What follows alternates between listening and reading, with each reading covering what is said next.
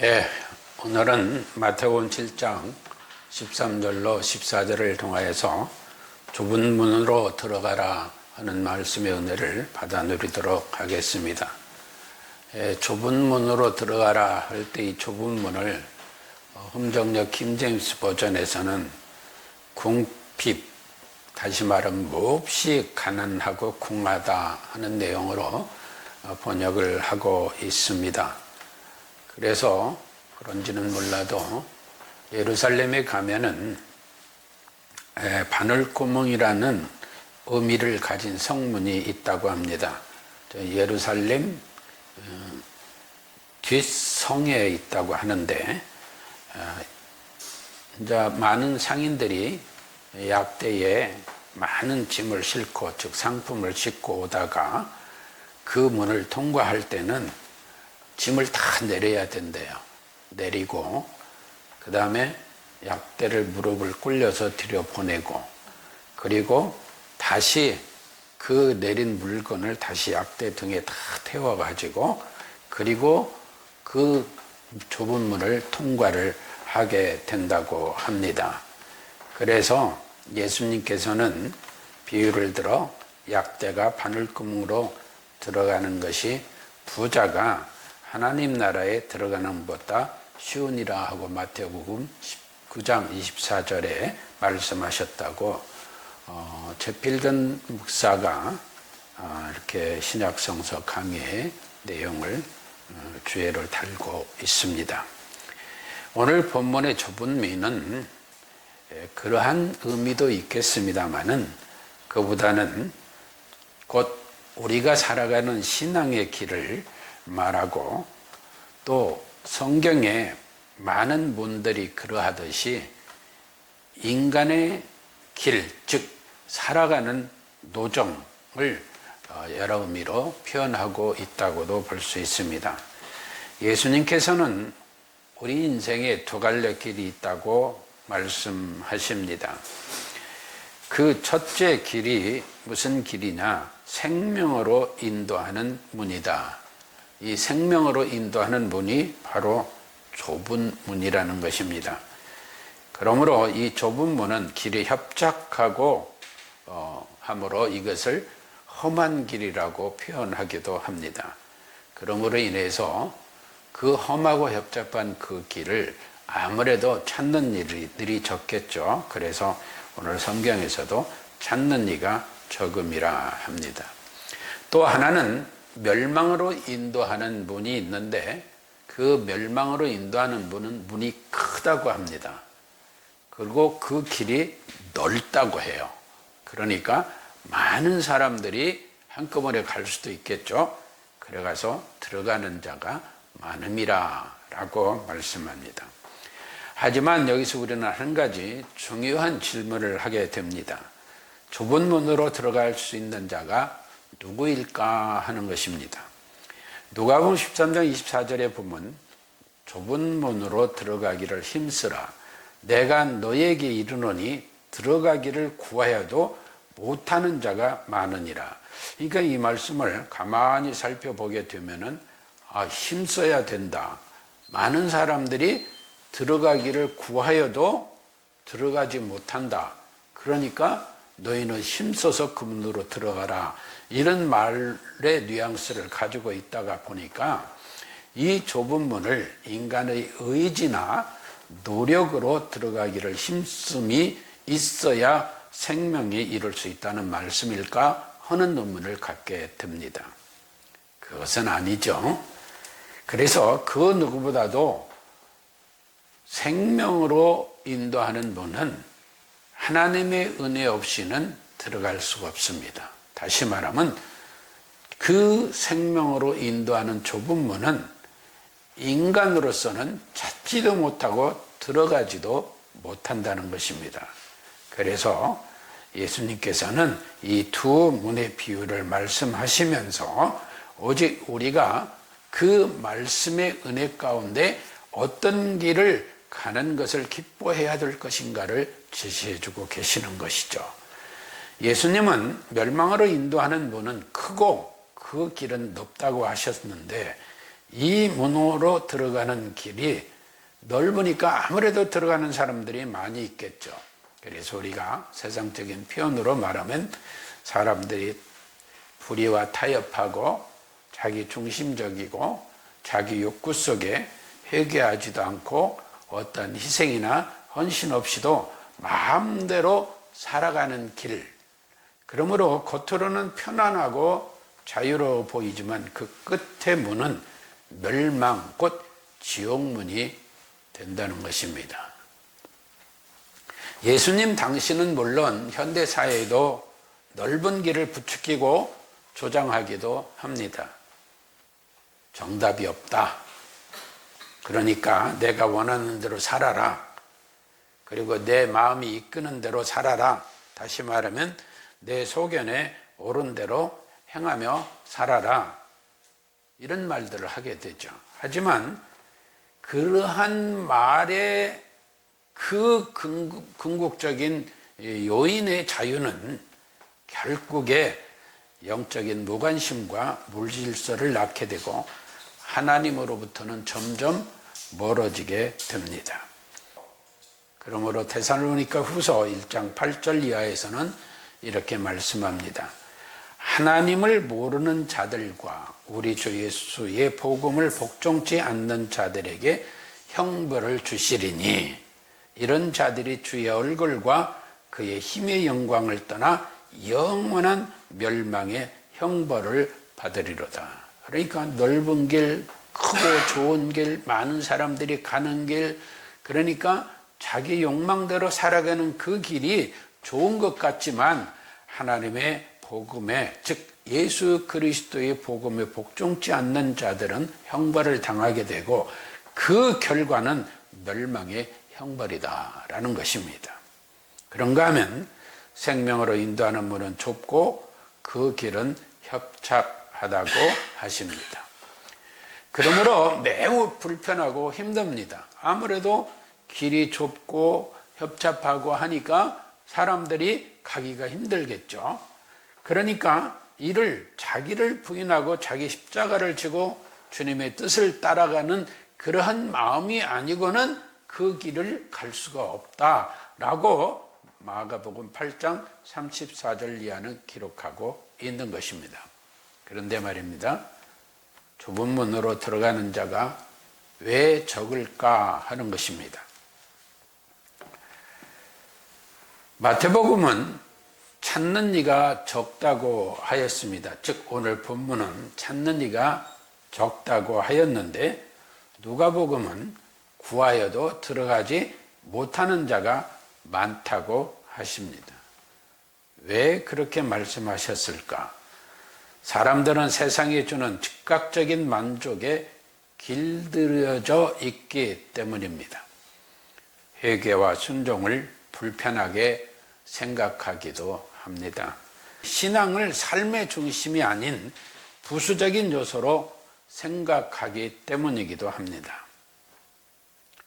그래서 마가복음 8장 15절에서는 예수께서 경계하여 가라사대 삼가 바리새인들의 누룩과 헤롯의 누룩을 주의하라 라고 말씀하십니다.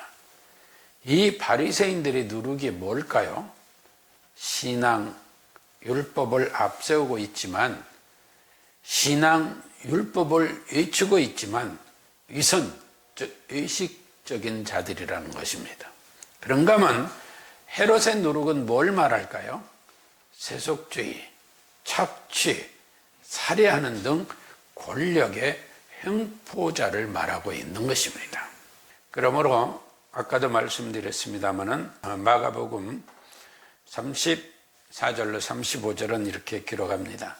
무리와 제자들을 불러 이르시되 아무든지 나를 따라오려거든 자기를 부인하고 자기 십자가를 지고 나를 쫓을 것이니라. 그리하시면서 누구든지 제 목숨을 구원코자 하면 잃을 것이요 누구든지 나와 복음을 위하여 제 목숨을 잃으면 구원하리라 라고 말씀하십니다. 예수 그리스도는 자신이 좁은 문이며 그분을 따르는 삶이 좁은 길이지만 그 길이 곧 생명으로 인도하는 길이요 생명으로 인도하는 문이다라고 말씀하신 것입니다. 그러므로 단순한 도덕적이나 또는 어떠한 윤리적인 노력이나 종교적인 열심으로 들어갈 수 있는 것은 아니다 라고 말씀하는 거죠. 그래서 에베소 2장 1절은 그가 허물과 죄로 죽었던 너희를 살리셨도다 라고 선언합니다. 다시 말하면 너희가 죄인이요 허물이 많은 존재인데 너희가 어떻게 스스로 생명의 길을 찾을 수 있겠느냐. 예수 그리스도 은혜 가운데 너희가 살림을 받은 것이다 라는 것입니다. 죽은 자는 스스로 일어나 좁은 문으로 들어갈 수도 없고 문을 찾을 수도 없습니다. 그러므로 예수 그리스도께서 좁은 문으로 들어가라 하신 명령을 죄인으로서는 도저히 순종할 수 없다는 것입니다. 그렇다면 누가 이 좁은 문을 찾고 들어갈 수 있을까요? 하나님의 은혜로 택함 받은 자들만이 들어갈 수 있습니다. 그래서 요한복음 6장 44절은 아버지께서 이끌지 아니하시면 아무도 내게 올 수 없느니라 했습니다.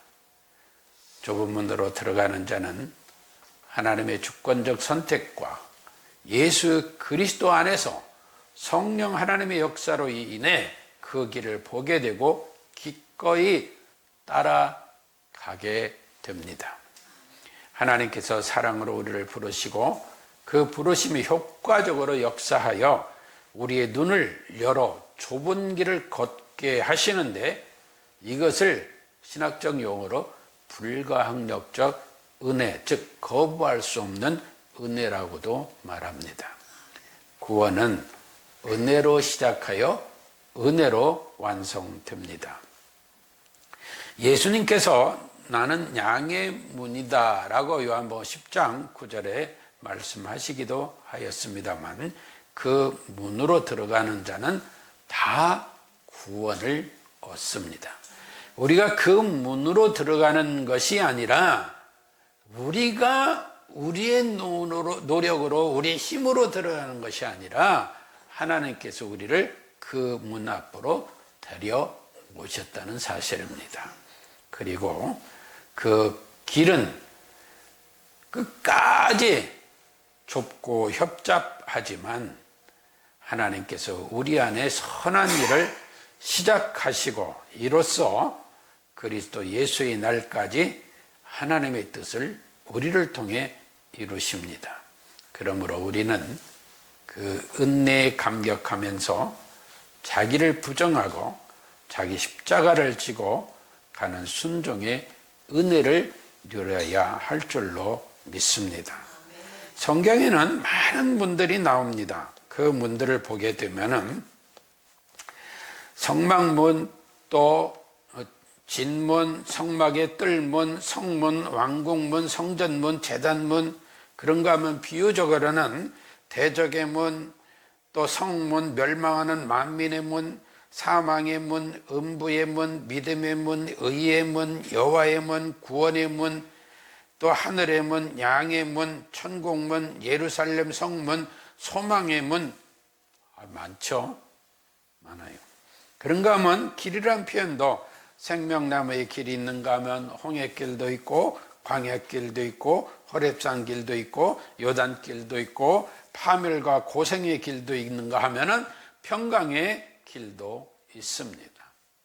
그러나 중요한 것은 예수 그리스도, 우리를 생명으로 인도하는 문, 그 좁은 문으로 들어가는 그 자들, 곧 예수 그리스도를 믿는 자들이 구원의 은혜를 누리게 된다는 것입니다.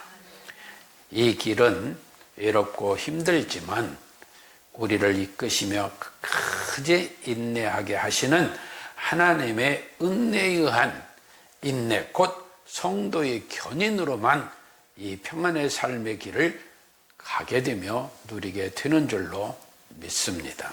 따라서 우리는 오늘 본문 말씀을 듣고 이 말씀을 깊이 새기면서 과연 나는 지금 넓은 길에 서 있는가?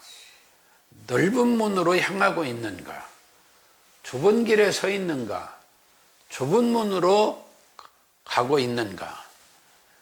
멸망의 길로 가고 있는가? 생명의 문으로 인도받고 있는가? 이것을 우리 스스로 돌아보면서 과연 내가 어느 길에 서 있으며 어느 길을 가고 있는가 심히 숙고해야 될 줄로 믿습니다. 그냥 내가 내 신앙에 습관적으로 신앙생활을 하고 그로 인하여서 내가 생명의 문으로 인도받고 있다고 생각한다고 하면은 우리는 회개해야 합니다. 오히려 하나님의 은혜 가운데 나 같은 죄인, 허물 많은 나를 예수 그리스도를 믿게 하고 하나님의 자녀 삼아 주시고 하나님의 생명의 길로 인도해 주셨음을 감사하며 살아가는 우리들이 되어져야 될 줄로 믿습니다. 주님을 따르는 삶의 은혜를 우리가 누릴 때에 우리는 생명의 문으로 인도받고 있는 것이며 바로 좁은 문으로 들어가는 은혜를 누리고 있는 것입니다. 하나님은 우리에게 어떠한 선택적 일을 강요하지도 않습니다. 또 우리의 선택으로 그 길을 갈 수 있다고 하지도 않습니다. 내가 너희를 사랑하여 주 예수 그리스도 안에서 성령 하나님의 도움으로 너희들을 선택하여 너희들을 이끌고 있다고 말씀해 주시는 것입니다. 예수님은 우리에게 좁은 문으로 들어가라 하실 뿐 아니라 그 좁은 길을 직접 삶으로 보여주셨습니다. 그 길이 생명의 유일한 길이었습니다. 어떤 길인가요? 고난의 길.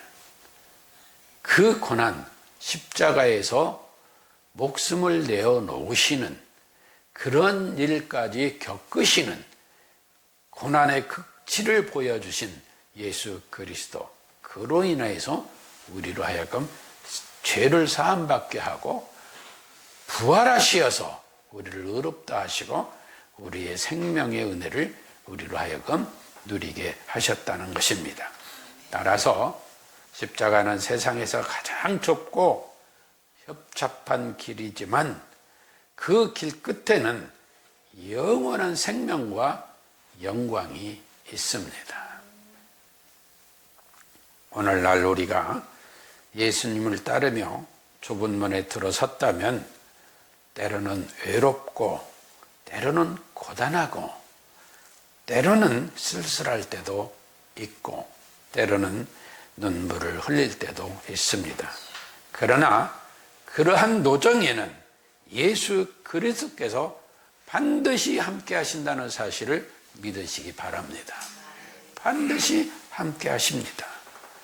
그리고 그 끝에는 거룩하고도 영원한 하나님 나라의 영화가 기다리고 있습니다.